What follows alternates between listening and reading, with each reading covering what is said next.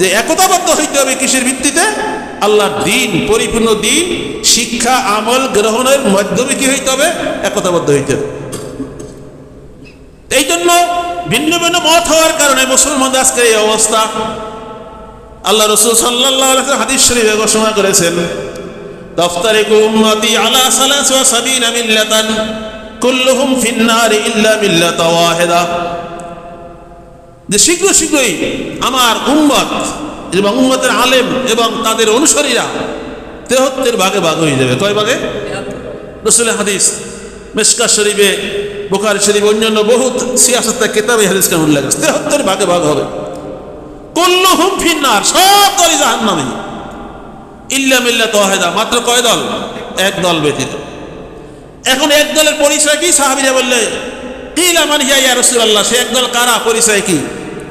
আল্লাহ রাসূল বললেন, ওয়ালা মা আনা আলাইহি ওয়া আসহাবি, মাপকাঠি একটাই, মা আনা আলাইহি ওয়া আসহাবি, আমি আর আমার সাহাবীরা যাহার উপর আছে। বলেন সুবহানাল্লাহ। তো রাসূলের সাহাবীরা, এই যে ইয়া আইয়ুহাল্লাযীনা আমানু দুখুলু ফিস সিলমি কাফা, এই আয়াত নাযিল হয়েছে কি এখন না সাহাবীদের যুগে? এই আয়াত নাযিল হওয়ার পরে সাহাবীরা কি ইসলাম ধর্ম পরিপূর্ণ মানছে না মানে নাই? তিনি বোঝা গেল কি যে রাসূল এবং সাহাবীরা যাদের শিক্ষা ছিল পরিপূর্ণ দিন, এই পরিপূর্ণ দিন যার ভিতর থাকবে, যেই আলেমের ভিতর থাকবে, যেই পীরের ভিতর থাকবে, যেই বক্তার ভিতর থাকবে, যেই মুসলমানের ভিতর থাকবে, তারাই হইল কি সত্যিকারে কি কামেল, তারাই হইল খাঁটি, এবং তারাই হইল কি পূর্ণ। বলেন সুবহানাল্লাহ। এবং তারাই রাসূলের মানে কি অনুসারী, এবং তারাই ফেরকায়ে নাজিয়া। বলেন আলহামদুলিল্লাহ। বুখারী শরীফ, মুসলিম শরীফে মানে কিতাবুল ঈমানের ভিতরে হাদিস, যারা উম্মুল হাদিস সমস্ত হাদিসের মা, অথচ সেখানে পরিষ্কার উল্লেখ মানে কি ঈমান, ইসলাম, ইহসান, আকায়েদ, তাসাউফ, ফিকহ। তো এখন বুঝা গেল আবার এই তিন মিলে দিন, এরপরে পরে সাইড ব্যাক করে চলতে আরো বহু কিতাব আছে। আজ হাদিসের মুদ্রা এই হাদিস জিকিরের ব্যাখ্যাটা কি বাইর হয়? যদি বাইর হতো তাহলে তো ওরা মানে কি এই ভুলটা ওদের থাকতো না। যারা আহলে হাদিস দাবি করে তাদের ভিতরে হাদিসের শিক্ষা নেই, যারা আহলে কোরআন দাবি করে তাদের ভিতরে দেখা যায় কি সূরা ফাতিহা শিক্ষা নেই, সূরা ফাতিহার তাফসীর তারা করে তারা বোঝে না, তারা জানে। দেখেন এই সমস্ত মানে কি মুসলমানদের এই ধর্ম নিয়ে আর বহু মানে ফেরকা সৃষ্টি হয়ে যা আসলে মানুষের ঈমান নষ্ট করার ভুলতান কৌশল। দেখেন এই জন্য আমরা প্রত্যেকেই কোরআন হাদিস দলিল আদিলের মাধ্যমে আমরা জানতে পারছি যে আকায়েদ, তাসাউফ, ইবাদত, মুআমালাত, মৌলিকাত, মুনজিয়াত, অর্থাৎ এই 440 রসুলের সমষ্টি পরিপূর্ণ দিন। হাদিস জিবরিল হুজুর ইসফাহা দাইলে কামাল এই হয়, বাকি সব গুমরাহি। মানুষ কামেল পীর খুঁজে, উমুকে খুব কামেল মুসলমান, আল্লাহর ওলি এরকম বলে না, কিন্তু কামেল মুসলমান বলে, কিন্তু অত আকায়েদ তাসাউফ কি নাই। বলে কামেল পীর, কিন্তু অত তার কাছে আকায়েদ তাসাউফ কি নাই। তো পরিষ্কার উল্লেখ আছে কামাল এই হয়, বাকি সব গুমরাহি। তো এই তিন ভাগই হলো পরিপূর্ণ দিন, এর বাইরে যা সব গুমরা। এরপরে আবার দেখা যায় যে অনেক মানুষ এই ধর্মীয় বিভিন্ন ফেরকার ভিতর বিভক্তার কারণে আজকের মুসলমান লাঞ্ছিত, বঞ্চিত। আজকের মুসলমান দুঃখের সাথে বলতে হয় বর্তমান মুসলমানদের অবস্থাতে কাল নয় কাল হুজুর কিছু একটু আলোচনা করছিলেন। এর কারণ কি? এর কারণ হলো বিভিন্ন কি হওয়ার কারণে, ফেরকাবন্দি হওয়ার কারণে। পৃথিবীতে 57টা মুসলিম কান্ট্রি, 57টা দেশ মুসলিম দেশ, অথচ এর ভিতরে সবচেয়ে বেশি হলো আরব কান্ট্রির ভিতরে ইসরায়েল নামক একটা রাষ্ট্র, যার স্বীকৃতি এখন মধ্যে পৃথিবীর অনেক দেশই দেয় নাই। এবং হয়তো এই বৃহত্তর ঢাকা ডিস্ট্রিক্টের মতো এতটুকু একটা দেশ, আজকে দেখা যায় যে 70 লক্ষ মাত্র ওই দেশের জনসংখ্যা, কয় লাখ, 1 কোটিও না, 70 লক্ষ তাদের জনসংখ্যা। কিন্তু আজকে দেখা যায় যে তাম পৃথিবী তারা কি কাঁপাই নিয়েছে। অত মধ্যপ্রাচ্যের যে সমস্ত দেশগুলি তার আশপাশে আছে, সৌদি আরব, ইরাক, ইরান, তুরস্ক, লিবিয়া, মিশর, জর্ডান, এরকম বাহরাইন, যতগুলি দেশ আছে সব তার পাশে। ওর নিশানা নিশ্চিত করে দিতে পারে কিনা কি বলেন? কিন্তু এই চিন্তা কি আছে? কারণ এহুদি খ্রিস্টানদের কাছ থেকে স্বার্থ পাইয়া গোলামি করে আজকে দেখা যায় কি আজকের মুসলমান নিধন করতেছে, আর তারা চাইছে দেখছে, ঠিক কিনা বলে? কারণ কি? কারণ কি? আল্লাহ বলে কি ওয়ালা তাফাররাকু, তোমরা পৃথক হইও না, ভিন্ন ভিন্ন মতে থাকিও না। আজকের এই ভিন্ন ভিন্ন মতে যাওয়ার কারণে আজকে এই মুসলমানদের এই অবস্থা। মাত্র 70 লক্ষ লোক আর কোটি কোটি মুসলমান তার আশপাশে, তারা নির্বিঘ্নে চাইছে দেখতেছে, ঠিক কিনা? ফিলিস্তিনে যে অবস্থাটা ঘটাইছে এই বছরে, লক্ষাধিক মানে কি এই যে নারী শিশু, দুনিয়াতে আল্লাহ মানুষ সৃষ্টি করে তার বাঁচার অধিকার দিয়েছেন, তার চলাফেরার অধিকার দিয়েছেন। অত দেখা যায় যে মৃত্যু কার হাতে? আল্লাহ তাআলার হাতে। সেই মৃত্যু তারা নিজেরা ঘটাই দিল, বলেন নাউজুবিল্লাহ। আর মুসলমান এটা চাইছে কি করতেছে? সব দেখতেছে। আল্লাহ বলে কি? ওয়াতাসিমু বিহাবলিল্লাহি জামিআ ওয়ালা তাফাররাকু, ভিন্ন হয়ে না, একতাবদ্ধ হও ধর্মের ভিত্তিতে, দিনের ভিত্তিতে, ধর্মের ভিত্তিতে একতাবদ্ধ হও, ভিন্ন ভিন্ন হয়েও না। তো ভিন্ন ভিন্ন হইলে তো এই অবস্থা, একজনের মারবে আর একজনে কি এগুলি লক্ষ্য করে না।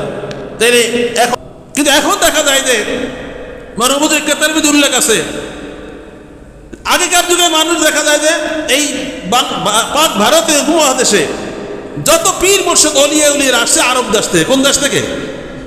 আর এখন বলে কি আরব দেশে কোনো পীর মুরিদি এগুলি নাই, এরা শিরকি মনে করে, বলে নাউজুবিল্লাহ। অত শাহজালাল ইয়ামানি রহমতুল্লাহ আলাইহি, খাজা মাইনুদ্দিন চিশতি, এইভাবে যত অলিয়া উলিয়া একরাম তারা আসছে কোন দেশ থেকে? আরব দেশ থেকে, নাকি বলেন? অথচ এই আরবেই এখন দেখা গেল কি যে ধর্মীয় শিক্ষা গ্রহণ করা যায় ফরজ, তার থেকে এলেম শিক্ষা করা ফরজ, আত্মশুদ্ধি ফরজ, এই বিষয়গুলো এই দেশে প্রচার আছে, কি বলেন আছে? অত যারা এই কাজটা করে তাদের ব্যাপারে উল্টা ফতোয়া দেয় আর শিরকি বলে করে, বলেন নাউজুবিল্লাহ।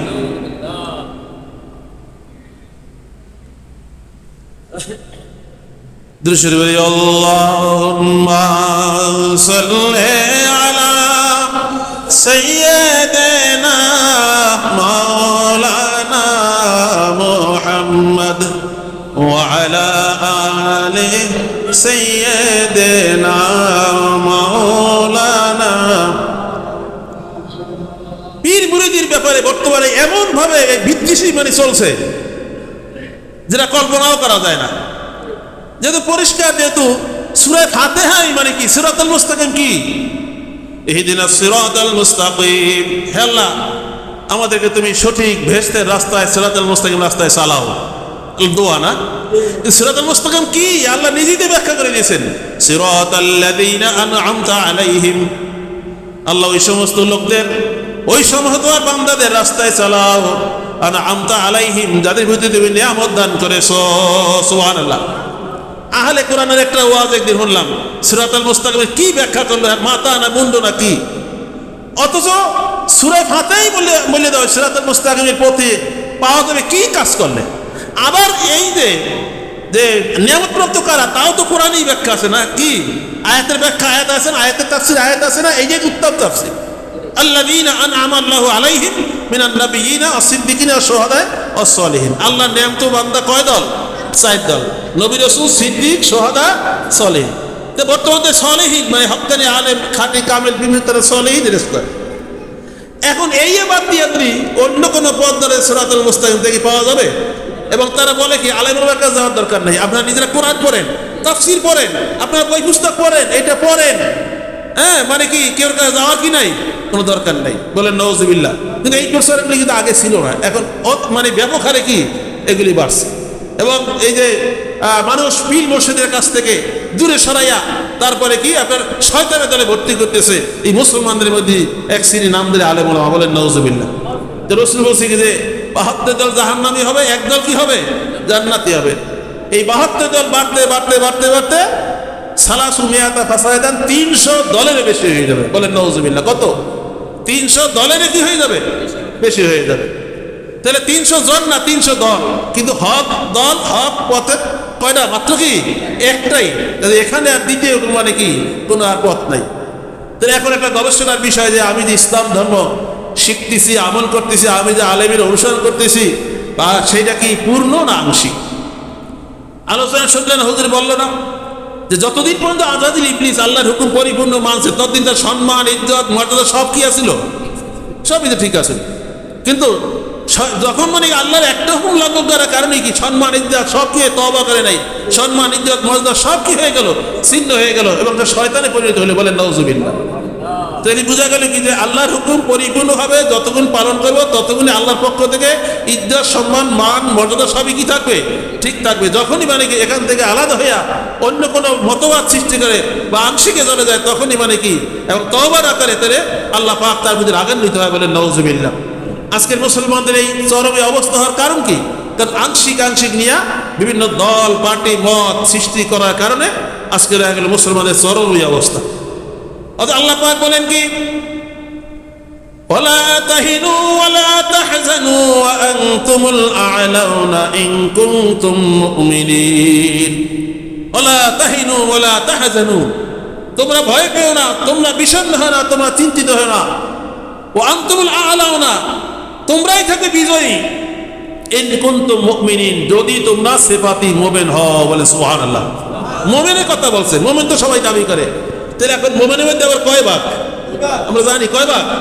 জাতে মুমিন আর জাতে মুমিন কি? এই তাম পৃথিবীর 200 কোটি মুসলমান এটা জাতে মুমিনই। কিন্তু দেখা যায় যে সিফাতি মুমিন হইতে হলে মুসলমানের গুণ কয়টা? 3টা। কয়টা? কি?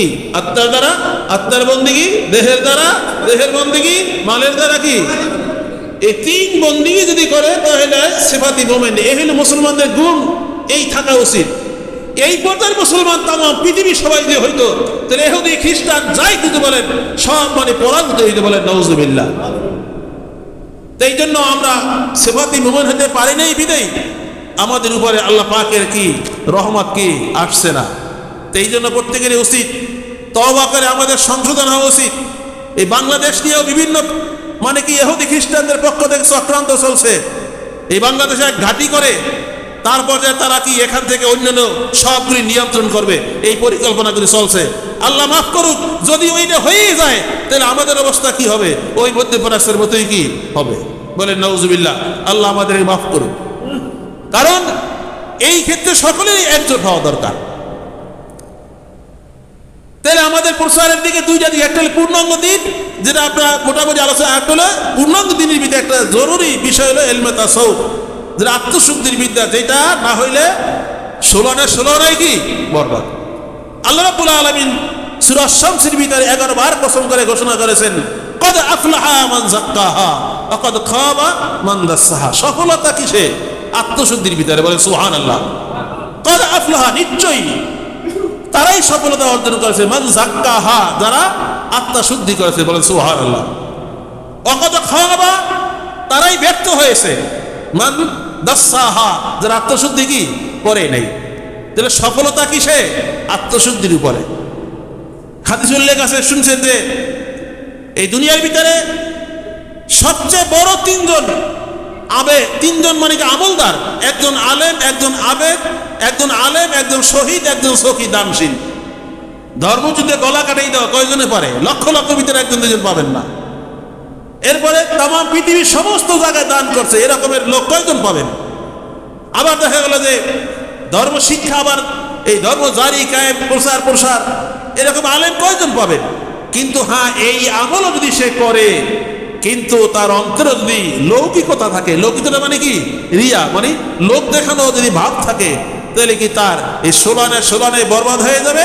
এমনকি ওয়াদ মুখে, মাথা নিচে, পাও উপরে উপুত করে টাইনে হেসরাই ফেরেশতারা জাহান্নামে নিক্ষেপ করে। বলে নাউজুবিল্লাহ। তো এই 3 পর্যায়ের আমল যদি এই হইতে পারে, তাহলে আমাদের আমল এই তুলনায় তো ঠুনকো, কি বলেন না? এর ভিতরে যদি আবার এই আবার লৌকিকতা, এই রিয়া, অহংকার, হিংসা এগুলি থাকে, তাহলে আমাদের অবস্থা কি হতে পারে? এই জন্য আমরা যত রকমের যাই কিছু বলি না কেন, যাই কিছু করি না কেন, কিন্তু অন্তঃশুদ্ধি ছাড়া মানে কি সোলানে কি বিফল হয়ে যাবে। আল্লাহ কোরআনে পাকে ঘোষণা করেছেন, ইয়াউমা লা ইয়ানফাউ মালু ওয়ালা বানুন ইল্লা মান আতাল্লাহা বিকলবিন সালিম। ওই ময়দানে হাসরে মাল আওলাদ দ্বারা যত আমল করে আসো, লা ইয়ানফাউ তাফসীর লা ইয়ানজু, তোমার নাজাতের কোনো জোগাড় হবে না, কোনো উসিল হবে না, ইল্লা মান আতাল্লাহা বিকলবিন সালিম। হ্যাঁ, যে অন্তঃশুদ্ধি সহকারে, অন্তর পরিশুদ্ধ সহকারে আগমন না করা ব্যতীত। তাহলে এখন বোঝা গেল যে ইলমে তাসাউফ শিক্ষা আমলের উপরে নির্ভর করে দুনিয়ার শান্তি, আখিরাতের কি শান্তি, ঠিক কিনা? এই জন্য তাফসীর উল্লেখ আছে যে না, জগৎ বিখ্যাত কিতাব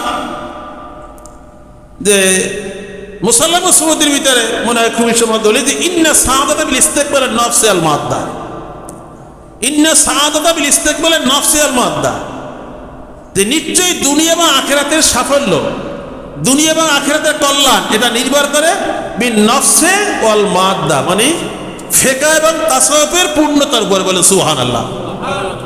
নামাজ রোজা আল্লাহর হক যেমন ফরজ, এবং কি মুআমালাত বান্দার হক যেমন ফরজ, ঠিক অন্তঃশুদ্ধি করে তারপরে গিয়ে সমস্ত অসৎসভা দূরীভূত করা যান ফরজ, আবার অন্তরের সৎসবগুলি পয়দা করাও কি ফরজ। তাহলে বোঝা গেল ফিকহ এবং তাসাউফ এই উভয় মানে কি যে এলেমের উপরে নির্ভর করে দুনিয়ার শান্তি পরকালের কি শান্তি, ঠিক কিনা? কিছুদিন আগে কোরবানি গেছে, আমরা কোরবানি দিছি না, দিছি কিনা কি বলেন? কোরবানি নিয়ে কি এখন শুরু হয়ে দেখেন কি লৌকিকতা, কি অবস্থা শুরু হয়ে গেছে। এটা কি ইবাদত থাকে? অথচ আল্লাহ পরিষ্কার বলেছে সূরা হজের ভিতরে, লা ইয়ানালাল্লাহু লুহুমুহা ওয়ালা দিমাউহা ওয়ালাকিন ইয়ানালুহুত তাকওয়া মিনকুম, বলে সুবহানাল্লাহ। লান তাকিদ লা ইয়ানালাল্লাহ, আল্লাহর কাছে কিছুই পৌঁছে না, কোরবানির পশু কিছুই পৌঁছে না। লুহুমুহা এর গোশত, ওয়ালা দিমাউহা তার রক্ত, এগুলি রক্ত বহাই দিলেন কোরবানি দিয়া, সাগর বানাই দিলেন, দুনিয়া ভাসাই দিলেন। পাহাড় পরিমাণ গোশত স্তূপ করে কি করলেন? আপনি বিতরণ করলেন, আর মনে করলেন কি হয়ে গেছি, আমি কোরবানিতে তো হয়ে গেছি। আল্লাহ বলে এগুলি আমি আল্লাহর কাছে কিছুই পৌঁছে না, আমার কাছে পৌঁছে কি ওয়ালাকিন ইয়ানালুত তাকওয়া মিনকুম, বান্দার তাকওয়া। তাকওয়া মানে কি? আল্লাহর ভয়, না? আল্লাহর ভয়, আল্লাহর মহব্বত, হ্যাঁ, অর্থাৎ যে এই আত্মশুদ্ধি, এটাই আল্লাহর কাছে পৌঁছে, বলেন সুবহানাল্লাহ। একটা লোক যদি অন্তর পরিশুদ্ধ করে, তাসাউফ হাসিল করে, একটা ছাগল কোরবানি দেয় বা একটা দুম্বা কোরবানি দেয় বা একটা ভেড়া কোরবানি দেয়, হাদিসে উল্লেখ আছে ওই পশুটার রক্তটা মাটিতে পড়ার সাথে সাথে আল্লাহর দরবারে তা কবুল হয়ে যায়, সুবহানাল্লাহ। আর ওই পশুটার গায়ে যতগুলি লোম থাকে সেই পরিমাণ নেকিতে কোরবানি দেওয়ার আমল নামে লেখা হয়ে যায়, যদি সেই কোরবানি ছোট হোক। কিন্তু যদি হয় একমাত্র কার সন্তুষ্টির জন্য? আল্লাহ সন্তুষ্টি, ইখলাসের সাথে। ইন্না সলাতি ওয়া নুসুকি ওয়া মাহইয়ায়া ওয়া মামাতি লিল্লাহি রাব্বিল আলামিন, নিশ্চয় আমার নামাজ, আমার কোরবানি, আমার জীবন মানে জীবনের যত আমল যত কাজ, ও মামাতি আমার মৃত্যু, একমাত্র কার জন্য? তো একমাত্র আল্লাহর সন্তুষ্টি, আল্লাহর ভয়, যাবতীয় আমল বন্দী করাকে বলা হয় কি ইখলাস। কি বলা হয়? যে সমস্ত সফলতা বা কবুল হওয়া না হওয়া নির্ভর করে কিসের উপরে? ইখলাসের উপরে। এখন দেখা যায় যে বর্তমানে যত এই যে কোটি কোটি গরু ছাগল কোরবানি হয়, এর ভাবনা মনে দেখলে প্রকাশ রিয়া কিনা, কি বলেন? প্রকাশ রিয়া কিনা? তাহলে আমি ইবাদত তো হইতেছে, কিন্তু আসলে দেখা যায় কি সেটা আসলে কি আল্লাহ সন্তুষ্টির জন্য হইতেছে? এই জন্য আমরা এক শ্রেণী ইবাদত না কইরা জাহান্নামী হবে, আর এক শ্রেণী জাহান্নামী হবে ইবাদত কইরা। কারণ তাদের ইবাদতের ভিতরে করবে কিন্তু আত্মশুদ্ধি থাকবে না, ইখলাস থাকবে না, রিয়া থাকবে, লৌকিকতা থাকবে, অহংকার থাকবে, হিংসা থাকবে। এই আত্মা পরিশুদ্ধ না করে ইবাদত করবে, এই ইবাদত আল্লাহর দরবারে কবুল হবে না। ইবাদত তো করলেন আর এর ফলাফল পরকালে পাইলেন না, তখন আফসোস কান্নার কি রকম অবস্থা হইতে পারে? আল্লাহুম্মা সাল্লি আলা সাইয়্যিদিনা মাওলানা মুহাম্মদ ওয়া আলা আলি সাইয়্যিদিনা মাওলানা। ধন্য গো আমেনা বিবি, ধন্য আপনার জিন্দেগি, আপনার উদরে জন্ম হইল রহমাতাল লিল আলামিন। আল্লাহুম্মা সাল্লি আলা সাইয়্যিদিনা মাওলানা মুহাম্মদ ওয়া আলা আলি সাইয়্যিদিনা মাওলানা মুহাম্মদ। ওয়া আখির দাওয়ানা আলহামদুলিল্লাহি রাব্বিল আলামিন।